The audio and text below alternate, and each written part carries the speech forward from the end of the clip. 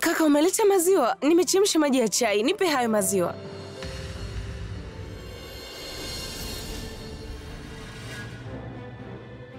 Wewe, unafuata nini hapa? Mungu wangu. Akash, tafadhali ondoka hapa. Nataka unipe majibu ya maswali yangu tu basi. Mimi sitaki kujibu swali lako lolote. Tafadhali ondoka hapa. Kaka yangu akikuona hapa. Kama ingekuwa ni kweli wewe unijali, kwa nini uliniokoa kwa wale wanawake?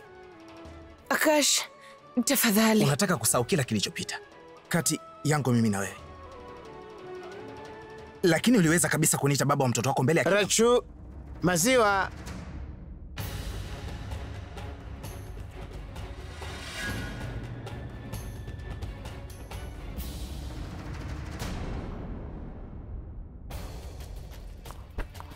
Unathubutu vipi kuja hapa? Suresh. Unataka tena kuanza kumsumbua Rachu naye? Kuna kitu tu nimekuja kumuuliza Rachu. Kuuliza? Una haki gani? Wewe kama nani uulize chochote? Jaribu kuelewa. Wewe ndio unielewe. Una lolote la kufanya kwa Rachu na hapa? Ondoke haraka sana. Suresh, nitachukua dakika 2. Nimekwambia Rachu nataka kuongea na wewe chochote kile Akash. Ondoka hapa. Suresh.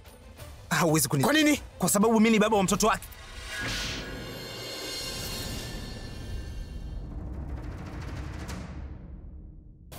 Eti wewe baba ya mtoto? Tena usirudie maneno yako. Acha kuongea vitu ambavyo vielewi na uondoke haraka sana hapa Akash. Naomba uondoke mbele ya macho yangu kabla sijakufanyia jambo lolote baya hapa. Nakuomba ondoke hapa. Akash, nimekwambia ondoka hapa sasa hivi. Rachna, tafadhali naomba kuongea na wewe. Rachna. Na nisije nikaiona tena hapa sura yako.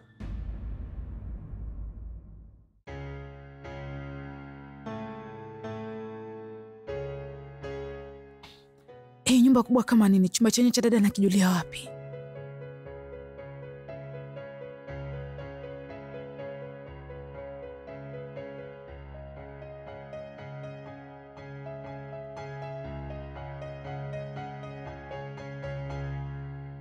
Wow, Bulbul, habari yako? Karibu kipenzi.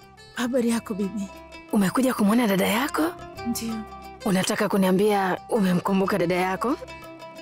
Ni hivi bibi, dada alikuwa amesahau kitabu chake nyumbani. Nilipokuwa napita huko nikafikiria kwamba nimrudishe dada hapo kitabu chake. Kwa hiyo chumba cha dada nitakwambia. Nenda gorofani. Chumba cha kwanza ni cha kwake. Sawa bibi.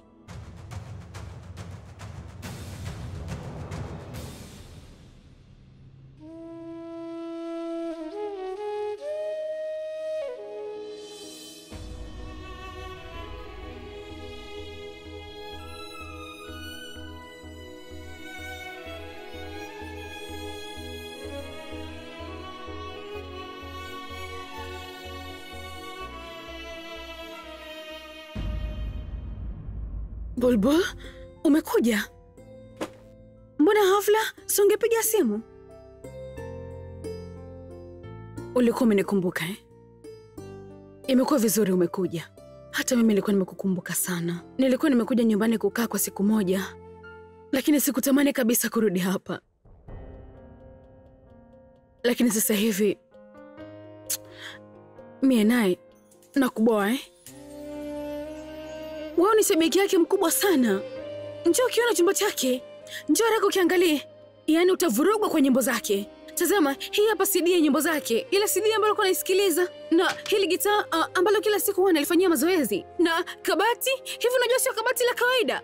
Yaani utasema ni chumba cha nguo. Ina madruo makubwa sana. Angalia. Angalia hapa. Kiki kifriji kidogo kizuri hapa. Utakipenda na kila kitu kilichopo hapa. Watu wapendaga kupunga upepo katika hali ya hewa tulivu. Unaona pale dirishani? Unaweza kuona mji mzima kupitia pale. Hakuna haja yote ya kwenda nje. Kila kitu kinapatikana hapa. Furaha yako dada.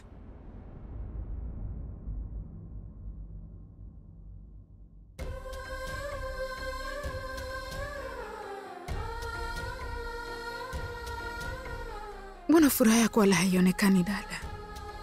Unamaanisha? Hapo ulipo na kila kitu sivyo? Lakini nashangaa sioni furaha yako. Mimi mbona nina vitu vingi sana Bulbul.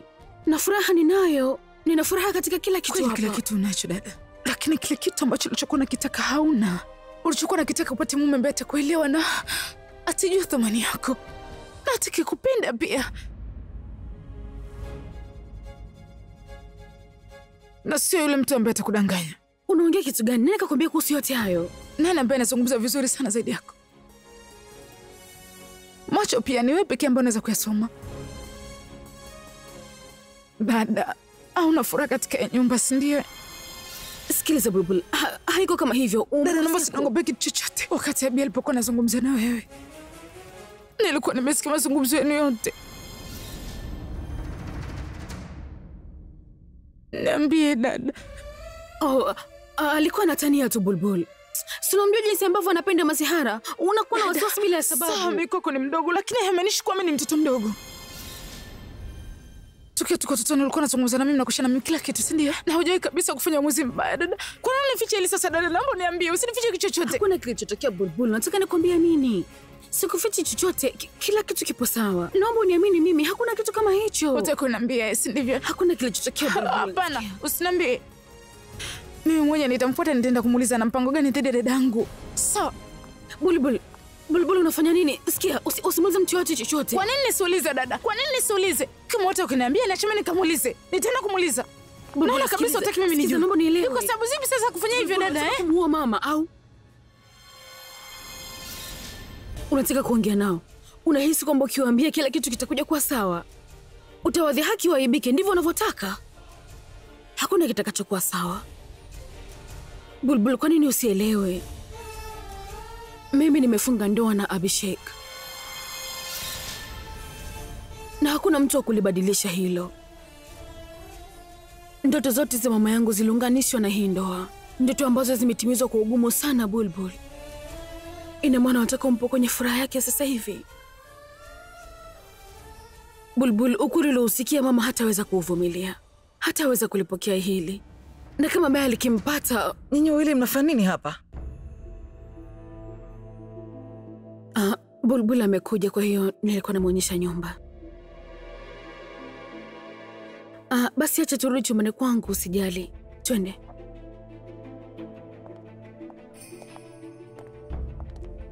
Kaa basi, kaa. Hakuna kumuuliza mtu yoyote kuhusu ambacho kimetokea. Na hakuna kumuuliza yeyote, umenielewa? Hata kama nifanye nini nikae kimya wakati kuna vitu vingi kwako vimetokea. Watu mbona wanakutesa hivi? Mimi siwezi kukaa kimya. Nenda kufungulia mashtaka polisi dhidi yao. Ndio, lazima nene kalalamike dhidi yao na niseme kwamba walikuteka katika ndoa na pia haribu maisha yako. Maisha yangu yapo kwenye mikono yenu.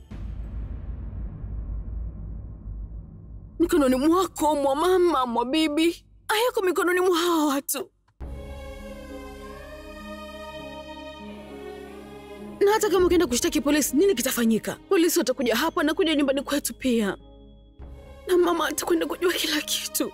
Halafu Bulbul, kama wakija kujua kuhusu kitu gani kinaendelea kati yako na Pura, basi hawa watu lazima tu watakutesa. Mimi nitavumilia kila kitu, lakini wewe utavumilia, lakini vipi kuhusu mama? Bulbul, mama amehangaika maisha yake yote. Kwa ajili ya nani?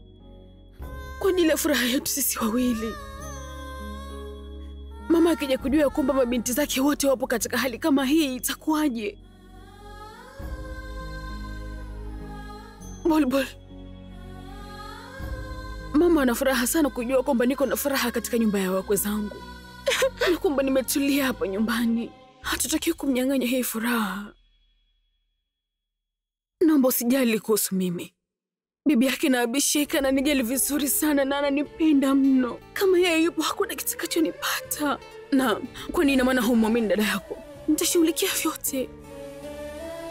Si unajua kwamba dada yako hakuwa akitegemea mapenzi maishani, Bulbul? Naona kama hatima yangu inanijaribu sana. Lakini wala hakuna tofauti yoyote. Ila kama utaendelea kulia kama hivyo, utaniruhusu mimi nishindwe. Mjali mama na umwangalie. Muwe na furaha. Furaha ya familia yangu inanipatia mimi nguvu ya kupambana, sio tu na Abi pekee yake, bali na ulimwengu mzima, umenielewa? Hutaki kunipa ujasiri. Nataka uniahidi hautamaliza mtu yeyote kuhusu jambo hili. Nataka uniahidi. Tayari nishajiwekea mimi mwenyewe kwamba katika maisha yako shida yote isije kwa sababu yangu. Lakini una sasa kila kitu kinatokea kwa ajili yangu mimi. Tu kwa sababu yangu, natamani hata nisingekuwa mdogo wako.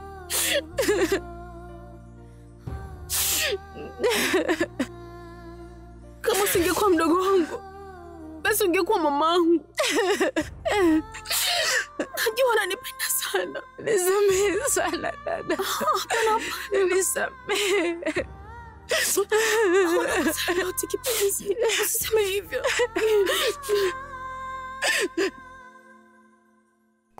Araji, njoo hapa. Hebu njooni hapa.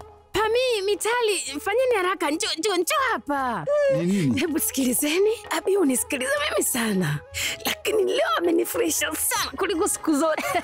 Mama, hiyo ni nini? Nitawaambia. Sikilizeni, nyinyi wawili nendeni mkawasaidia kupanga nguo zao. Na muwafungie nguo zao za joto kwa sababu Shimla kuna baridi sana. Lakini bibi, kwa nini? Kutokea uwanja wa ndege wa Shimla hadi hotelini, nyinyi wawili mnatakiwa kuandaa mipango. Sawa? Kweni makini na maandalizi yenu na hawapaswi kupata shida yoyote ile.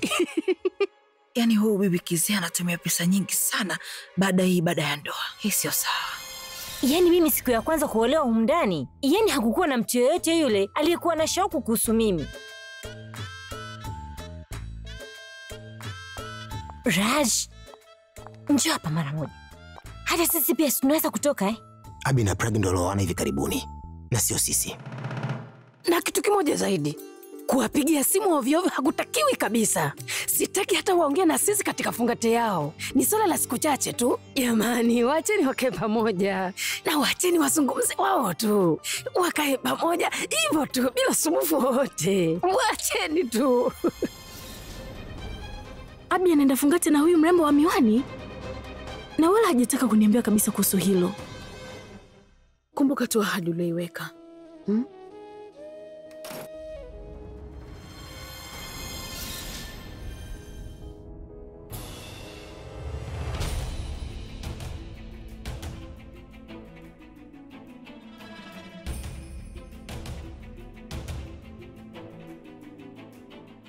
Dada, acha niondoke.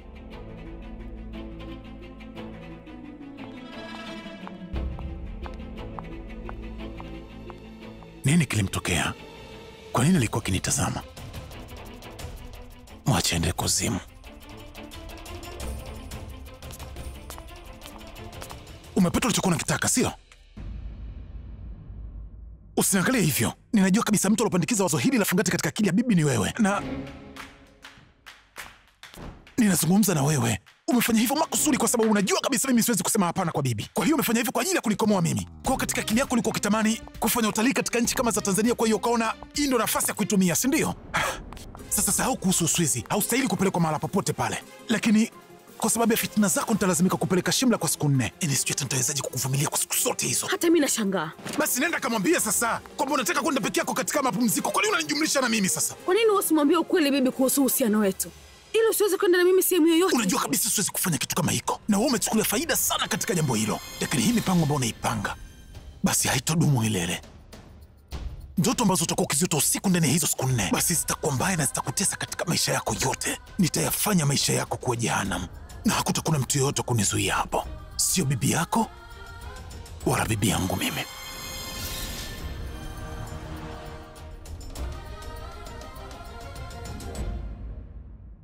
Hivi bibi ana shida gani? Yaani siku hizi ananificha kila kitu. Umekuja saa ngapi? Nifanye mchezo wa kukuharibia? Nini? Tatizo nini? Kwa nini una huzuni sana? Unatakiwa ufurahie. Kwa nini tafurahia? Unakwenda fungati na malkia wa miwani, kwa hiyo unatakiwa ufurahi. Sikiliza Tano, acha hizo. Usianzishe sasa. Nifanye nini kingine? Mpenzi wangu anaenda fungati na mtu mwingine na nisiwezi hata kukasirika. Hebu Tano, acha usizidishe maigizo. Unajua kwamba yote haya ni utaratibu. Umefanya kila ibada ya ndoa na umekuwa ukisema kwamba ni utaratibu. Uliniahidi kwamba utakaa naye mbali kabisa. Lakini ninyi wawili mmekuwa mkikaribiana kila wakati. Nyinyi wawili mtakuwa pamoja katika chumba kimoja kwa siku 4. Itakuwaje kama... Nyamaza Tano. Wewe unajua hakuna kitu kama hiko. Kwani wewe uniamini mimi? Usimwamini yeye. Anaweza kufanya chochote kile. Itakuwaje kama akikutega na akaamua kukupa kinywaji chochote? Halafu itakuwaje kuhusu mimi? Aya, poa. Nifuate. Hebu muangalie. Hivi kuna chochote ambacho kinaweza kutokea kati yetu? Ama kuna hisia zozote zile naweza nikazipata nikimwangalia? Wewe malkia wa miwani, hebu mwambie kitu kile ambacho mimi nilikwambia. Kwamba ni nini ambacho nitaenda kukufanya katika hii safari. Bebe, nimemwambia hii itakuwa safari mbaya ambayo haijawahi kumtokea yeye katika maisha yake yote tangu amezaliwa. Mimi siendi kujifurahisha tu, bali ninachoenda kukifanya ni kumtesa huyu na naamini atajutia. Unawezaje kufikiria kuhusu hilo? Theluji uko Shimla inaweza kuyeyuka kwa kumwona, lakini mimi siwezi hata kumwangalia. Na wewe unafikiria kitu kati yetu? Unajua hilo ni sawa na tusi kwangu.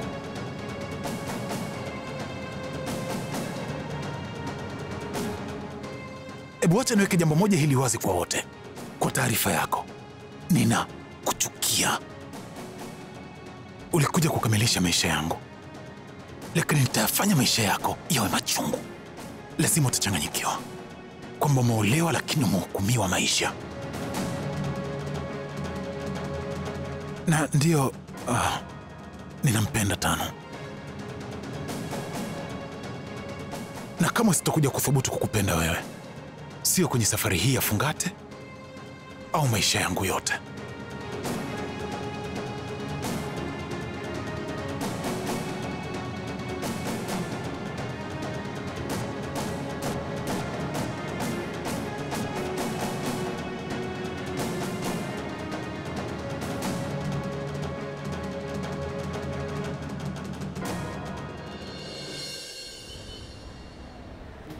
Yaani siamini kabisa kwa kile alichokifanya.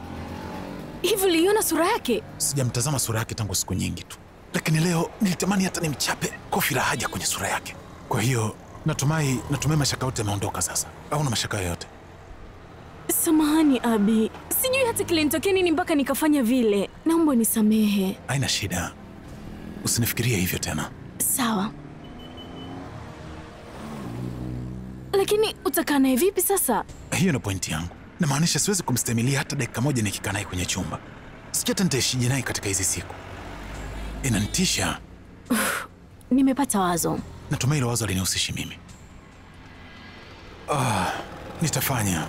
Kila kitu kipo sawa. Na tunashukuru tumezipenda zawadi zako zote. Na Abi? Hata yeye alipenda sana kuja nyumbani kwako.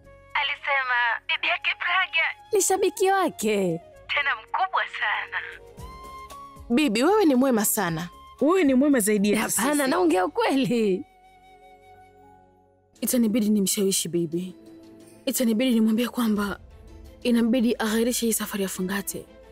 Pragya yupo karibu na wewe? Naweza kuzungumza naye? Hapana, yuko chumbani kwake. Wanaenda Fungate kesho, hivyo wako bize kupanga.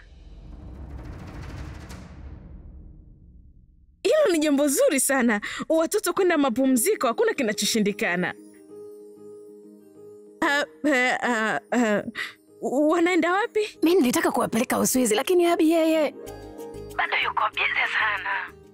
Kwa hiyo imebidi wabadilishe. Wataenda Shimla. Watakapochukua likizo ndefu, basi itabidi waende tu Uswizi. Na wataondoka lini? Namaanisha kama hutojali, ningependa kuonana na Pragya kabla hajaondoka. Wataondoka saa 4. Sawa basi, nitakuja kuonana nao. Nakata simu sasa. Asante sana. Ubarikiwe, ubarikiwe. Wow, bibi jamani, dada sasa hivi ana furaha sana. Kwa Fungate lake inaenda kufanyikia Switzerland. Switzerland ni kwa nini? Abi atampeleka ulimwenguni kote. Dada na Abi wanaenda Fungate? Hata sijui Abi ana mpango gani na dada. Mbona na wasiwasi sana jua dada yangu? Pragya, njoo mwanangu, njoo. Nilikuwa naongea na familia yako sasa hivi tu. Nimeongea na mama yako. Nimewaambia mnaenda Fungate. Tena mnaenda Fungate kesho. Anaonekana amefurahi sana. Kuna nini mwanangu? Unaonekana kama una wasiwasi. Hakuna kitu bibi. Basi nasikia maumivu kidogo tu ya kichwa. Kama unaumwa kichwa, usijali, nitakuchua. Utakuwa sawa. Hapana bibi, naomba usiwe na wasiwasi. Nitakwenda kuwa sawa. Wakati Abi anapoumwa kichwa, namfanyia masaji na anakuwa sawa. Kama Abi naweza kumfanyia masaji, kwa nini sikufanyia wewe? Nimekumbuka. Bitu? Ndiyo bibi. Fanya jambo moja. Chumba cha Abi kikasafishwe na zawadi ambazo tumepokea ziwekeni vizuri chumbani kwa Abi. Sawa. Twende nikakuchue. Kama chakula kiko tayari, leta haraka. Raj, nini hiki? Kazi ya ofisi kwenye meza ya chakula? Acha. Mimi najua saa za kufanya kazi za kila mtu na nyakati zenu za ofisini ni tofauti. Ndiyo sababu hatuwezi kukaa na kula pamoja. Kwa hiyo niliomba kila mtu leo tule pamoja. Naamini kila mtu leo amefurahi. Hilo litakuwa wazo zuri sana mama. Familia ni ile inayeketi pamoja, kula pamoja, utani pamoja, si ndio? Hiyo ndiyo maana halisi ya familia. Wote nikachukua chakula. Hapana mwanangu, weka. Chakula kitakuja. Yaani anamkaribisha kabisa kena sisi. Yaani ubibi amechanganyikiwa kweli. Haya jamani, chakula tayari kimeshafika. Kinanukia sana ise. Haya, tuanzeni kula. Hebu tulia kwanza. Mtu wa kwanza atakuwa ni Pragya kula. Hebu kula kwanza na uone kivuko kitamu. Unamwambiaje? Anajua. Kwa sababu yeye ndo aliyekipika. Ha? Wala sikujua. Utajuaje? Utapata habari za jikoni kama tu utaenda jikoni. Yaani huyu bibi Kizia ananiumbua mbele ya kila mtu. Babli, wewe unapenda sana panir. Hii hapa panir kula. Haya chukua. Hapana, sitaki hiyo. Babli, mwanangu usiseme hivyo. Wakati wakubwa wanakupatia kitu, lazima uchukue kimya kimya. Huyu ni shangazi yako, sawa?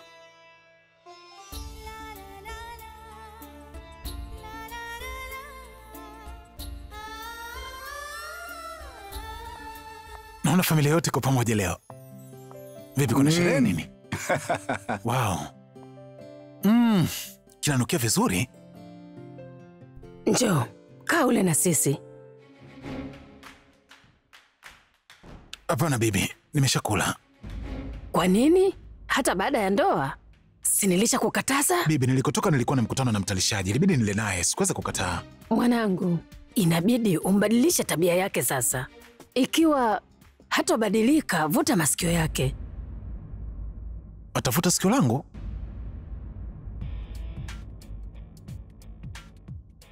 Utavuta sikio langu? Vuta? Unafanya nini? Bibi. Unamtetea Pragya? Bibi, mimi natania bwana. Anapenda, muulize. Unapenda sio? Mjibu basi atulie. Aya sawa, nyamaza. Mwache ale sasa. Samanini. Halo? Wacha nikachukue maji. Yaani huyu ana bahati sana, lakini sisi hatuna bahati yoyote ile. Yaani inatubidi tujipendekeze kwa huyu msichana asiye na maana. Nadhani uko sahihi kabisa mama. Yaani hata sijui ni uchawi gani mpya huyu mke ametumia kumlogea bibi. Kila wakati wanamsifia yeye tu. Ni mgeni hapa, subiria siku zipite. Baada ya hapo nitahakikisha namsuluhisha vizuri sana.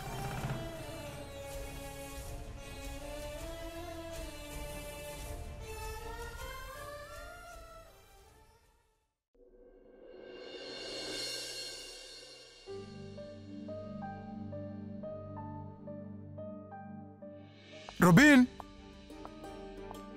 Robin!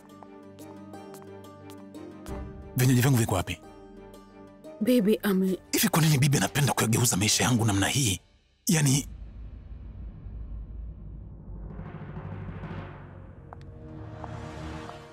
kitabu cha nini?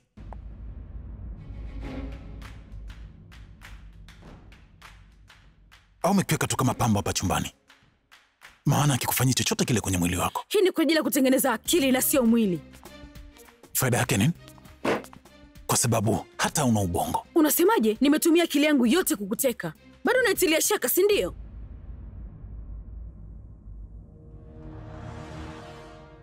Hivi Mungu wangu. Ni kwa nini umegusa kabati langu? Ni nani alikutuma uliguse? Hebu subiri kwanza. Bibi hawezi kufanya vile.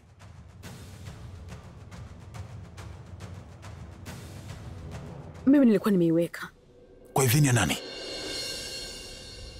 Mungu huwa hahitaji ruhusa toka kwa mtu yeyote. Hiki chumba sio cha Mungu bali ni cha kwangu, na mtu yeyote kabla ya kushika kitu chochote kwenye chumba changu ni lazima aombe ruhusa yangu. Tumeelewana? Na labda nikwambie tu jambo lingine, mimi sina imani na Mungu yoyote yule. Kwa hiyo naomba usijaribu kuniwekea masanamu yoyote ya Mungu wako katika chumba changu. Halafu hebu niambie kitu, unadhani huyo Mungu ndo kamuumba mtu? Hatima ya mtu yoyote yule huitengeneza yeye mwenyewe. Binadamu atabaki kuwa binadamu. Uwezo wake wote unatokana na Mwenyezi Mungu. Kwa hiyo ndio umeanza kunipa mahubiri, si ndio? Hata hivyo Mungu wako yuko wapi? Anafanya nini?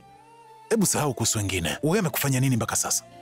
Yeye hutengeneza watu wawili na yeye hutengeneza hatima. Sasa kwa nini Mungu amekupatia mume kama mimi? Lazima ulifunga sana na kuomba Mungu ili uweze kupata mume bora, si ndio? Sasa huyo Mungu wako ana furaha na wewe, si ndio? Au unataka kuniambia kuwa alinichagua mimi niwe wako? Sikiliza, yote ujinga tu. Mungu ni kisingizio tu cha kuficha watu dhaifu na wenye akili dhaifu kama wewe, kupitia katika mitihani ya maisha ili kuweza kuondoa ujinga katika kichwa chako, kupata kazi mzuri kwa msichana mzuri na mambo mengi mengi, hata kushinda mechi katika mpira. Watu kama wewe wanamwomba Mungu pia.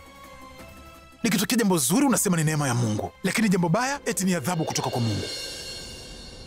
Hebu niambie jambo moja, hivi kuna lazima kupiga goti na kumwomba Mungu ili uweze kupata mume bora? Sasa sijui ni wapi utaenda kupiga goti na kuomba ili uniondoe mimi katika maisha yako. Alafu ngoja nikwambie kitu kimoja, itakuwa bure tu kwenye maombi yako, kwa sababu hakuna Mungu.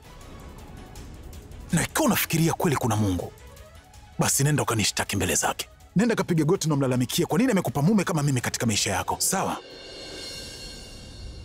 Uwezi kufanya hivyo, kwa sababu huo ni uthibitisho kwamba hakuna Mungu. Ni kitu gani ambacho unafikiria? Nani aliyetuozesha? Mungu, eh? Hapana. Hapana. Pura Bupinde alipomwacha Ali ni kwamba Mungu alimuumba mkono Ali, eh? Hapana. Mimi ndo nilifanya. Kwani Mungu anakuadhibu kwa mipango yako? Hapana, sio.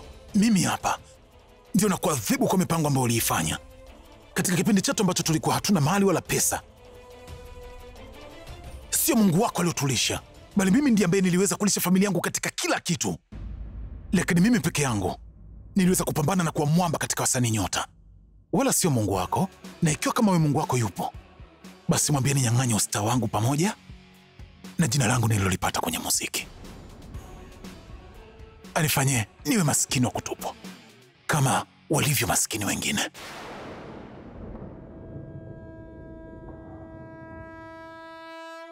Kiburi kama hicho sio kizuri. Kama humwogope Mungu utamheshimu basi, la sivyo muda wenyewe utakuja kuamua. Maana huo unabadilika, na pindi wakati ukibadilika, achilia mbali uso wako, hata kivuli chako hakitakumbukwa. Pindi unapokosa mtu wa kukusaidia, basi Mungu mwenyewe hujitokeza. Alikuwa wapi Mungu wako kipindi ambacho sisi tulikuwa tunateseka kwenye shida na tukiwa tunamhitaji? Hebu nionyeshe uthibitisho kwamba kuna Mungu. Uko hai ni uthibitisho tosha kwamba Mungu yupo. Mimi niko hai kwa sababu napumua. Umeshawahi kuiona hiyo pumzi? Kupumua ni maisha. Mungu yupo, ndio maana kuna maisha. Ni udhaifu tu wanaochukua msaada kutoka kwa Mungu. Watu wenye kiburi kama wewe ndio humsahau Mungu. Dunia yote hii haimtegemei Mungu. Watu wale ambao wanamtegemea Mungu kama hawezi kuharibiwa na dunia.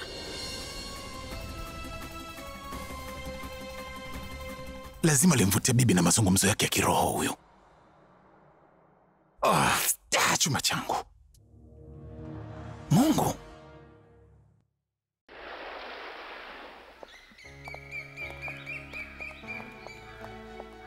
Yaani sitaki matatizo yote yaje katika maisha yangu, sitaki hata kidogo. Kila kitu kilianza kwa sababu yangu, eh? Kwa hiyo na mimi mwenyewe ndo ambaye nitamaliza.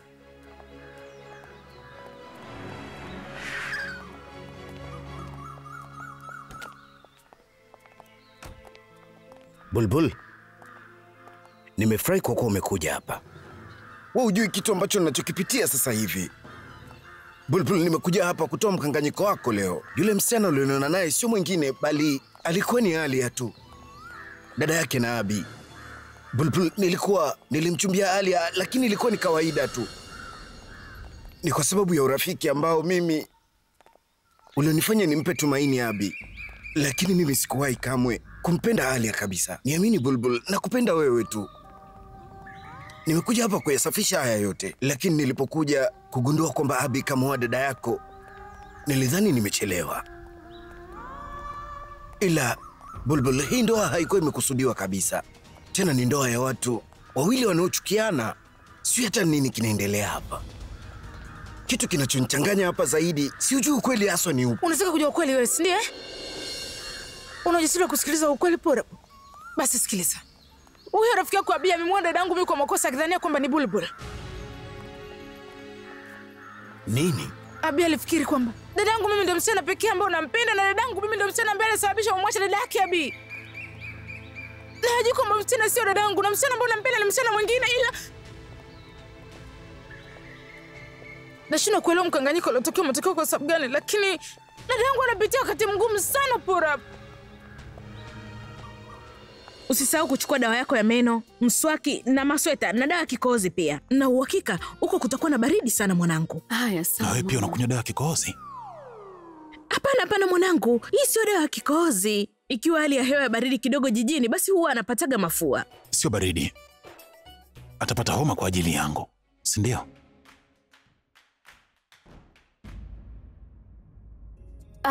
Kwa nini una wasiwasi? Unadhani nitamwachia au kumruhusu asahau chochote? Nimepata kila kitu nilichokipanga mbele yangu. Ni kwa nini niwe na wasiwasi wakati wewe upo? Ni kwamba anasafiri kwa mara ya kwanza baada ya siku nyingi, na yeye pia hajawahi kusafiri kwa ndege. Ni mara yake ya kwanza, kwa hiyo naogopa kidogo. Mpendo wangu, kama utajisikia vibaya au uoga ndani ya ndege, mwite mhudumu. Na wewe pia mtunze vizuri Pragya. Tulia bibi, mimi niko naye, usiwe na wasiwasi. Ikiwa atasikia uoga, nitamtupa nje ya ndege. Najua kwamba kuna parashuti katika ndege. Namaanisha mimi pia ninajua kwamba kuna parashuti katika ndege. Mwanangu, hii ni sweta. Niliitengeneza zamani kidogo. Kwa neema ya Mungu na kila kitu, lakini hii ina joto sana. Ikiwa utavaa hii, hautahitaji kuvaa kitu kingine chochote.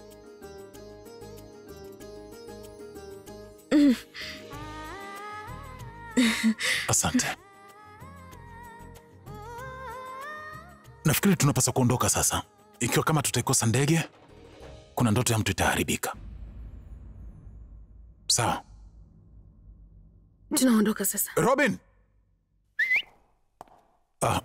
Weka mabegi kwenye gari. Sawa? Hiyo inawezekanaje? Abi ni mwimbaji, ni msanii. Hawezi hata kufikiria hivyo. Utanisamehe, ila najua hali anayomchochea. Mimi sikuja chochote kile pora. Dadangu kwa sasa hivi anapitia matatizo. Wewe hata usiwe na wasiwasi Bulbul. Mimi nitaongea na Abi. Hawezi kabisa kuharibu maisha ya dada yako. Yaani haribu maisha ya dada yako kwa sababu ya dada yake. Hapana pora, hapana. Wewe usiende kuongea naye kitu chochote kile kwa sababu ukienda kuongea naye itakuwa vita dhidi ya dadangu na mimi sitaki dadangu apitie shida yoyote ile. Abi atafikiria kwamba dadangu mimi ndo mkosaji tu. Wala atafikiria kwamba yote yanatokea kwa sababu yangu. Bulbul, nani kakwambia haya yote? Abi alikuwa anazungumza na dadangu. Nimemsikia vizuri sana. Alikuwa akimkashifu sana na kumdhihaki. Sijui hata kufunga tena kumfanya nini dadangu. Bulbul, usiwe na wasiwasi. Mimi nitapata ufumbuzi wa hili tatizo. Kuna njia moja tu. Haya basi, niambie ni wazo gani? Nitafanya chochote unachokitaka. Nachotaka tu ni kuone unafurahi. Tafadhali Bulbul, niambie. Naomba basi muoe Elia.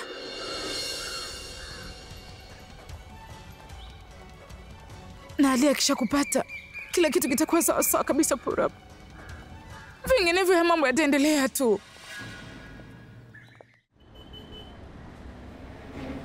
Nini? Blanketi. Kwani hauoni kwamba hilo ni sweta? Naliona. Lakini baada ya kuivaa hii nitaonekana kama mzee wa miaka 50.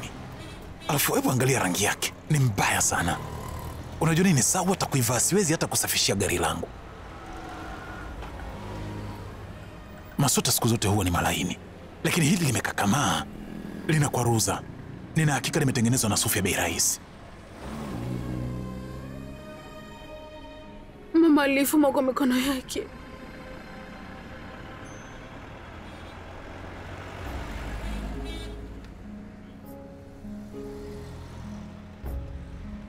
Nilifanya kosa. Nisamehe.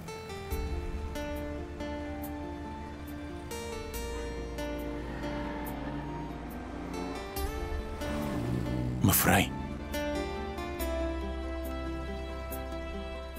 Mimi siwezi kabisa kumwoa Ali ya Bulbul. Sasa mimi nitawezaje kumwoa mtu ambaye hata simpendi? Wewe una mapenzi ya dhati na mimi? Sasa hivi tu umetoka kuniambia mimi kuwa unaweza kufanya chochote kile kwa ajili yangu. Furaha yangu mimi ipo kwa dada yangu na furaha yake pia. Kila kitu kwangu naomba muoe Alia basi. Hapana Bulbul, hili sio suluhisho la hili tatizo. Kama mimi nitamwoa Alia basi, vipi kuhusu wewe? Vipi kuhusu sisi? Unamaanisha nini kusema hivyo vipi kuhusu sisi? Kusema tu kweli mimi sina hisia zozote na wewe Purabu. Tangia pale nilipokuja kugundua kwamba haya yote yanasababishwa na wewe na si mwingine. Na usikaje sasa? Ndio ni wewe ambaye anawajibika. Kwa sababu ya urafiki. Ulijitoa kwa Alia. Tayari ulishamchumbia na wala hukuniambia mimi kuhusu hilo. Kitu pekee ulichokifanya kwangu ni kuweka uhusiano katika giza Purabu. Yote haya yanatokea ni kwa ajili yako. Wewe wala hukuwa unampenda Alia. Sawa, lakini umeivunja imani ya Abi.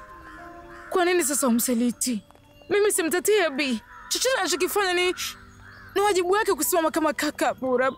Anajali kuhusu dada yake, yani kama navyojali mimi kuhusu dada yangu. Na ndio maana akaenda kumwoa dada yangu ili mradi tu wewe urudi kwa Alia. Haya, naomba niambie sasa ilikosa ni la nani? Yote yametokea kwa sababu yako Purabu. Kama wewe usingethubutu kumwacha Alia, basi hata dada yangu asingemkuta haya. Lakini mimi sikufanya haya yote kwa makusudi. Lakini wala unajua sasa hivi ni kitu gani ambacho nataka kufanya? Purabu, kama utaenda kwa Bino ukamwambia kila kitu kwamba wewe wala hukuwa na mapenzi na dada yangu na hujawahi kumpenda, sijui kitu gani ambacho atamfanyia dada yangu. Lakini Bulbul, napenda mamangu atakapokuja kugundua hili. Basi hataweza kumudu kabisa Purabu. Mamangu hataweza kustahimili. Kama ndo angekuwa haijafungwa bado, basi mimi mwenyewe ningeenda kumwambia Abi kila kitu, lakini tumechelewa sana. Na kama tutachelewa zaidi, nakuomba nenda kamwoe Alia. Tafadhali kamwoe Alia basi na umalize yote haya. Lakini kama utabaki na msimamo wako wa kutokumwoa Alia, na dada yangu mimi akapitia matatizo katika maisha yake kwa sababu yako, basi lazima ubaya yangu uone. Bulbul.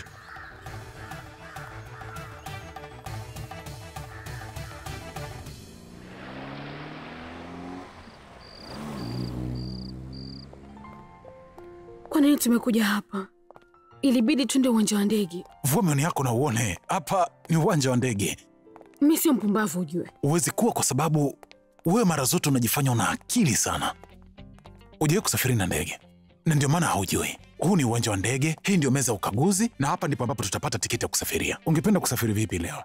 Ukiwa umesimama au umekaa? Angalia. Wahudumu wawili wa ndege wanakuja hapa kukupokea. Una bahati sana. Subiri hapa, naenda kuleta tiketi za kusafiria. Habari yako mkuu? Habari.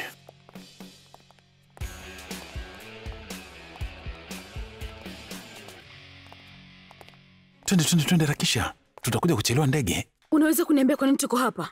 Una hamu sana kuingia kwenye ndege, si ndio? Usiniletee masihara, naomba niambie ukweli, kwa nini tumekuja hapa? Unaona mlango? Acha usogele karibu, utajua kila kitu unachotakiwa kujua.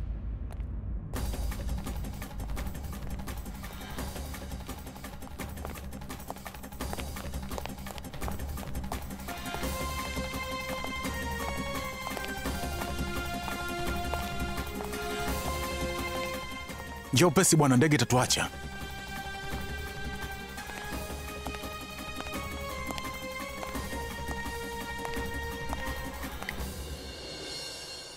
Malkia wangu nikupendaye, karibu Shimla. Bila shaka umeyapenda mazingira, eh? Ni pazuri, eh? Subiri kidogo.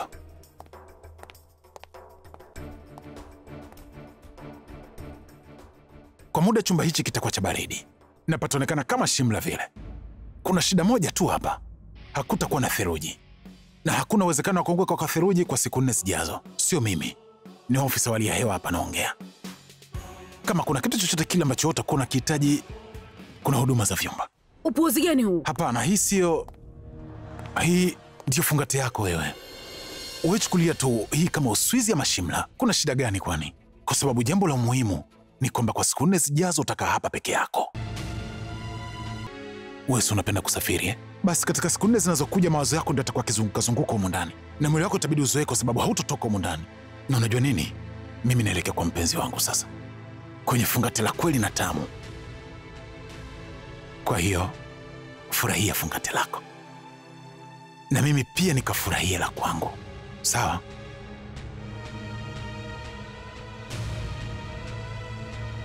Naweza kuingia boss? Asante. Furahieni pamoja mkuu. Kwa nini unaniangalia kama hivyo? Unajisikia vibaya eh? Lakini mimi nilishakwambia kwamba hii itakuwa safari yako mbaya ambayo hujawahi kusafiri. Usikasirike, muombe Mungu wako ambaye anajibu akupe ujasiri kwa siku 4 zijazo, na unaweza kunishukuru mimi na utanishukuru sana. Kwa sababu yangu utafurahia chumba hiki cha kifahari. Asante sana bwana Abhishek Prem. Asante kwa ajili ya hiki chumba na asante kwa siku 4 ambazo nitazitumia ndani ya hiki chumba, kwa sababu baada ya hizo siku 4 hapa nikishaondoka nitakuwa nikiishi kwa amani sana. Hata hivyo, baada ya kuja kuonyesha fahari katika hoteli kubwa namna hii, ungechukua hoteli kadogo tu ingekuwa inafaa sana, lakini akili yako wala ioni mbali. Bado kuna gharama za vinywaji pia zinakusubiria. Mara nyingine nakukumbusha, kama wewe utahitaji kitu chochote kile, basi unajua nini cha kufanya. Usinipigie. Wala sina muda huo mimi. Maisha yangu yamekuwa kuzimu tangu nilipokuja kwako, kwa hiyo wala sitakupigia. Vipi, umemaliza? Ama kama kuna ulichobakiza basi utawaambia hao wahudumu, wakati mimi nitakuwa nimekwenda kwenye fungate. Fungate njema kwenu nyote wawili. Upendo wako umekwisha, lakini tabia bado ipo. Sio tabia yangu iliondoka, tabia yako ndio imeondoka, na kama ukichelewa mambo tazidi kuharibika na utaharibikiwa. Kwa hiyo nakubidi uharakishe. Alafu nisikilize, ole wako nikirudi nikute haupo katika hiki chumba, basi utajutia jambo hilo katika maisha yako.